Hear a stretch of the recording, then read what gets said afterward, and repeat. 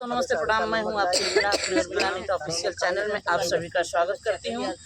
और आइए हम सभी बहनें मिल करके छठी माता का गीत गा रहे हैं। गीत कैसा लगता है आप लोग कमेंट बॉक्स में जरूर बताइएगा। अगर गीत पसंद आती है तो लाइक सब्सक्राइब शेयर जरूर कीजिएगा और कमेंट में जय छठी मैया लिखना न भूलिए। तो आइए हमारी दीदी हैं पुष्पा दीदी, इनके स्वर में आइए। हाँ